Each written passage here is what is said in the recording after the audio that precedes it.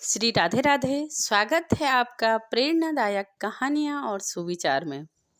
मेरी आज की कहानी है अपने आप को पहचानना, अपने आप को जानना। एक गांव में राजा आने वाले थे। सारे गांव में बहुत तैयारियां हो रही थी। सब अपनी अपनी तरफ से अपने घरों को सजा रहे थे और अपने गांव को सजा रहे थे।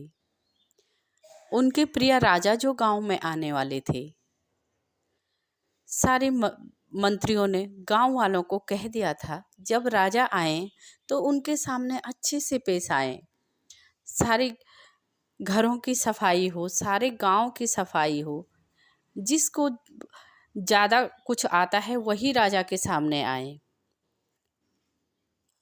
अब राजा का गांव में आना भी तय हो गया। परसों राजा को आना था। गांव के मंदिर में एक फकीर रहते थे।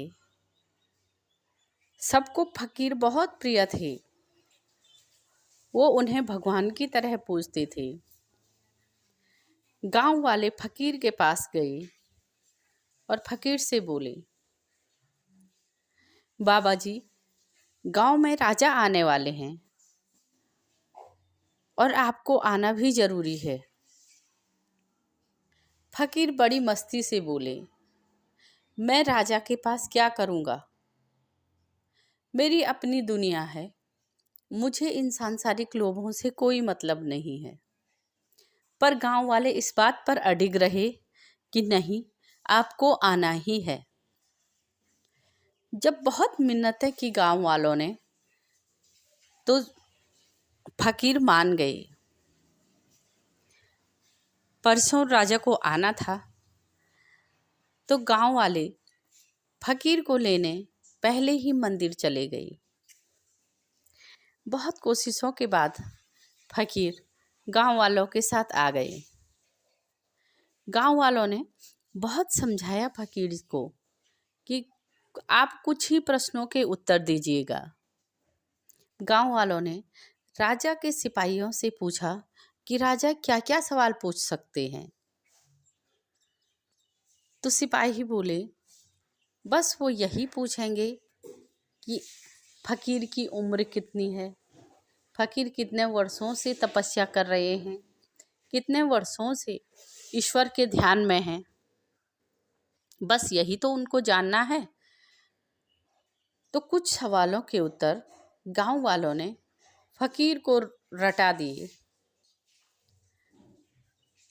फकीर जी ने जितना सुना उतने सवालों के उत्तर मन में बैठा दिए कि बस यही बोलूँगा, मुझसे कुछ गड़बड़ न हो। 3 दिन गुजर गए। राजा गांव में आ गए। गांव वालों ने भव्य स्वागत किया, राजा को बैठाया और सब बहुत करीने तरीके से बैठ गए। सबसे पहले फकीर ही राजा से मिलने गए।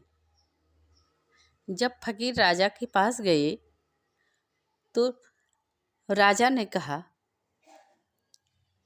आप गांव के मंदिर में रहते हैं? चलो, ये सीधा सवाल था तो उन्होंने भी प्यार से हाँ बोल दिया। राजा ने पूछा, साधु और आपकी उम्र क्या होगी? तो ये भी रटा रटाया जवाब था कि मेरी उम्र 30 वर्ष है। और दूसरा सवाल राजा ने पूछा, आप कितने वर्षों से इस मंदिर में हैं या आध्यात्म की दुनिया में हैं? तो फकीर ने बड़े मुस्कुराते हुए जवाब दिया, 60 वर्षों से। राजा को बहुत गुस्सा आया। जब फकीर की उम्र 30 साल है तो 60 वर्षों से अध्यात्म में कैसे हो गई? तो उन्होंने फकीर से पूछा कि आप पागल हैं क्या? ये क्या जवाब दिया आपने? अब इस पर फकीर हंसे और बोले, राजन, हम दोनों ही पागल हैं, मैं भी और आप भी।